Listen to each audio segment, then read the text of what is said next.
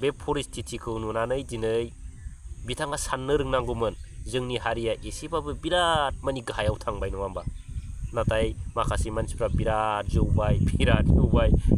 develop जाबाय सो होनगासिनो दं नङा होमबा दा बिथाङा बैयाव थांनानै बे बिटिआरआ बिराद डेभेलप जाबाय होनैलाबायनानैसैलाय नामा रायजोफोर नङा होमबा सोरबा प्रमद बर' बा सोरबा माबा माबियाव थांनानै बिटिसि सुक्तिया मोजां नङा होनैसैलाय रायजोफोर नङाबा बे बिटिसि सुक्तियावनो बिथाङा बिफाफोर जानानै नङा होमबा 17 बोसोर थाबोबाय दिनै मा मोखाङै बैयाव बिपिएफखौ मानि बखिनो थांलायखो बिलाय रायजो राजाफ्रा बेखौ मोनसिगोन ना मोनथिया रायजो खुलुमबाय लोगोफोर आरो रायजो राजाफोर दिनै मोननैसोल' बाथ्राखौ लानानै मानि सावरायगोन आरो मोनसेया जाहैबाय काम्पा बरगयारी सार आरो फारसेजों जाहैबाय दुलाराय बर' फरायसा आफादनि सासे मानि दुगामारा दैदेनगिरिनि फारसे लानानै फंनैसो सावरायगोन दा काम्पा बरगयारीनि बाथ्रा नङा होमबा दा ससियेल मिडियायाव एकदम ब्रुङा ब्रुं फुरा मानि जागासिनो दं आरो नङा होमबा दिनै काम्पा बरगयारी सारा मानि बिपिएफ दोलोखौ नागारबाय थारमाने रिजाइन होबाय नङा होमबा होबाय ससियेल मिडियायाव आंबो नुदों नङा होमब्ला दा आङो बेखौसो बुंगोन बिथाङा 17 बोसोराव बिपिएफ हानजायाव थानानै दिनै मा बानायाखै रायजोफोर नङा होमबा आरो 17 बोसोराव बिथाङा रायजो राजाफोरनि मा अननाय मोनाखै रायजो राजाफोर नङा होमबा 17 बोसोराव बिथाङा मा सोरजिनानै लानो हायाखै एभ्रिथिं मानि मान सन्माननिफ्राय लानानै थाखा फैसानिफ्राय लानानै गासिबो नंगौना नङा रायजोफोर नाथाय बिथाङा दिनै नैबे ससे समाव दिनै बिपिएफ दोलोखौ एंगारनाया बिथांनि थाखाय बिराद मोजां ना गाज्रि रायजोफोर सिन्था खालामनांगोन नङा होमबा दिनै बिथाङा बेयाव एंगारनायनि लोगो लोगो बबेबा बै मोनसे दोलोआवथ' थांगोन ना रायजोफोर थांगोन ना थाङा थांगोन बिनि थाखायसो बियो दिनैहाय ओंखारदों दानिल' खोथा नङा रायजोफोर बे मानि गोबाव समनिफ्रायनो मानि बिथाङा एकदम बोराबै मानि बै गोरलै गथ'निफ्राय रासिन बिथाङा बोराबनानै दिनै मा जाखो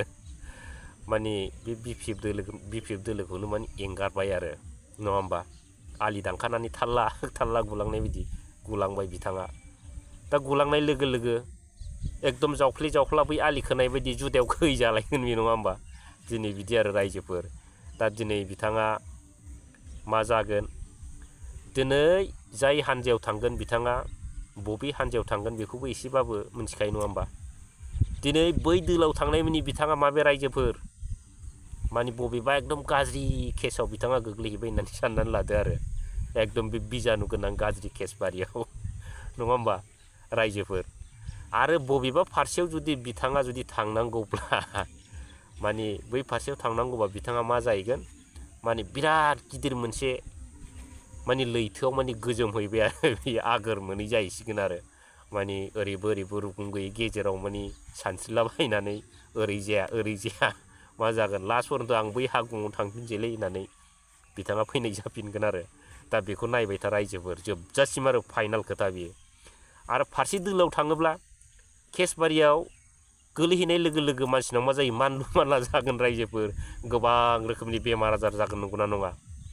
दा बिनिफ्राय मानसिया सैज' खालामनो हानांगोन नाथाय हायाब्ला बिथाङा एकदम लास्ट पर्यन्त मा जागोन ओरैजाया जानोसै आरो सामफ्रामबो बे खुरलु खुरला मानलु मानला जाबायबायनो मानि गोथार दै नागिरनानै बे लास्ट पर्यन्त थोद साला बे बिपिएफ दोलोआ मोजां मोनब्रा होननानै तखनि हाग्रामा महिलारि सारखौसो कन्टाक्ट खालामफिनगोन आरो रायजोफोर बेले खाथां साननानै नाय आरो दिनै बिथाङा गोमाजोब्बायब्रा रायजोफोर दिनै मान सन्माननिफ्राय लानानै गासिबो एभ्रिथिं मानि गोमानो थांगासिनो दं बिपिएफ हान्जाखौ नागारनाय लोगो लोगो नङा होमबा दिनै जोंनि जेनाखि परिस्थिति बे परिस्थितिखौ नुनानै दिनै बिथाङा साननो रोंनांगौमोन जोंनि हारिया एसेबाबो बिराद मानि गाहायाव थांबाय नङा होमबा नाथाय माखासे मानसिफ्रा बिराद जौबाय बिराद डेभेलप जाबाय सो होनगासिनो दं नङा होमबा दा बिथाङा बैयाव थांनानै बे बिटिआरआ बिराद डेभेलप जाबाय होनैलाबायनानैसैलाय नामा रायजोफोर नङा होमबा सोरबा प्रमद बर' बा सोरबा माबा माबियाव थांनानै बिटिसि सुक्तिया मोजां नङा होनैसैलाय रायजोफोर नङाबा बे बिटिसि सुक्तियावनो बिथाङा बिफाफोर जानानै नङा होमबा 17 बोसोर थाबोबाय दिनै मा मोखाङै बैयाव बिपिएफखौ मानि बखिनो थांलायखो बिलाय रायजो राजाफ्रा बेखौ मोनसिगोन ना मोनथिया रायजोफोर बिराद सिन्था खालामनांगौ दा बेयाव जेबो गैया रायजोफोर सोरबा खाम्फा बरगयारि सार बिथाङा बैयाव थांबाबो बिपिएफ दोलोआ जेबो माने खहा जाया हारसिङै मानसिया माने मोनसे आफादखौ माब्लाबाबो गाज्रि गोहोम खोख्लैनो हाया आरो मा बेखौ सिन्था खालाम दिनै जोंनि लिडारफोरखौ नाय नङा होमबा गोबां मानसियानो गोबां माने गाव गावनि सार्थ बायदि गोबां माने जायगाफ्राव थांदों नाथाय लास्ट पर्यन्त एकदम उल्थांलाय फाल्थांलाय माने मा जाबोफिनदों गिदिंनानै नैबे नांगालजोंनो आं हालौना जानोसै होननानै दिनै गिदिंबोफिनजोब्बाय रिटार्न रायजोफोर रिटार्न माने बेखौ मा होनो आपडेट जाबोफिनजोब्बाय आरो दा दिनै नै दासो गुसुं समाव बे साननै सानथामखौ नेनो हायैनि थाखाय बिथांमोना दिनै माखासे जायगायाव माने जायगा लानो थांगासिनो दं बेयाव जेबो गैया रायजोफोर माने एकमात्र बेयाव दों पलिटिकेल लाबालाबनि थाखायसो बेयाव बिथांमोना थांदों आरो बेयाव जेबो गैया बेयाव खुनु जाथिनि सुख दुखुबो बिथांमोना नायनो थाङाखै रायजोफोर बबेबा हारिया खैफोद जादों ना मा जादों बेखौबो नायनो थाङाखै बिथांमोना एकमात्र बिथांमोना थांदों बे गुसुं समाव गाव गावनि माने लेभेलखौ माने गोजौआव लांनो हागोन नामा बेफोरखौ सिन्था खालामदों रायजोनि फारसे जेबो सिन्था गैया रायजोफोर दा रायजोफ्रा सोरखौ मदद होयो नङा होमबा आरो नैथियाव दं दुलाराय बर' फरायसा आफादनि सासे माने दुगामारा दैदेनगिरि नङा होमबा लास्ट वार्निं होदों नेक्स्ट बाव नोंथाङा बेबायदि खोथा बुङोब्ला नोंथांखौ जिंगाबिल दालाय दुलाराय बर' फरायसा आफाद आरो जिंगाबिल हालामनि साफ्रोमबो रायजो जानाय रायजो राजाफ्रा नोंथांखौ थोंजोङै एक्सन लानाय जागोन नोंथांखौ होसोनाय जागोन ब्राव बेखौ दाखालिनो दामखांबाय नङा होमबा बे जाहैबाय मा माने मोनसे जायगायाव जोंना मा होनो बै बिक्रम दैमारि सारा माने एसे माने केम्पिं बायदि मिटिं खालामहैदोंमोन नङा होमबा बेयाव बिथाङा माने एसे माने बायदिसिना बुंदोंमोन नङा होमबा बेबो गाज्रि खोथा बुङाखै एबसुखौ बखियाखै नङा होमबा दा दिनै बिथांमोना सैथो बाथ्रा बुंबा माने गन्थङाव दै हाबो होननायनि माने बिथांमोना दिनै गावसोरनो सिखार लानाय बायदि जादों नङा होमबा बै सिखावनि खानायाव जाय सिखाव मावदों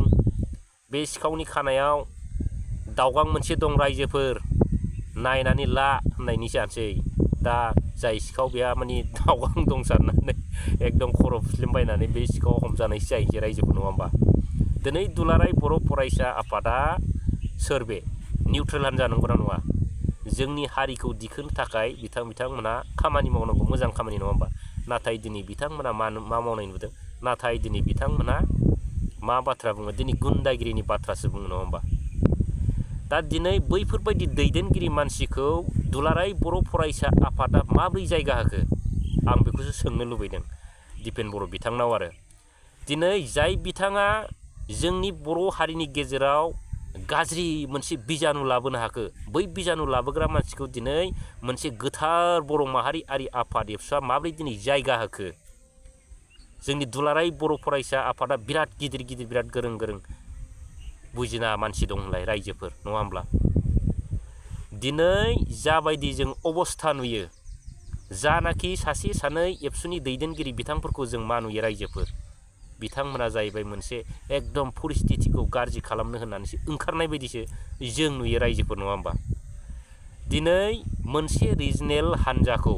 बा मोनसे रिजनेल दलखौ दिनै बिथाङा होसोनो नागिरदों नङा होमबा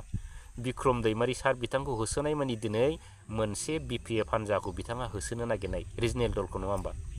दा बेयाव मा अबस्था जागोन रायजोफ्रा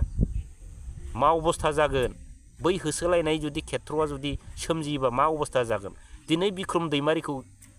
होसोयोब्ला गाबोन बै बिक्रम दैमारि सारा सोरखौ होसोगोन रायजोफोर नंगौना नङा बे गाज्रि परिस्थिति लाबोनायनि मोनसे प्लान पलिसि बेयाव जेबो गैया दुलाराय बर' फरायसा आफादा गाज्रि मोननानै लाब गैया दिनै बिथांमोननि जेनाखि आफाद बे आफादाव दिनै बिराद बुजिनो गोरों मानि दैदेनगिरिबो दङ नङा होमबा नाथाय सासे सानै दैदेनगिरिनि बा उल्थां फाल्थां साननायनि थाखाय दिनै नैबे परिस्थितिया गाज्रि जानो नागिरगासिनो दं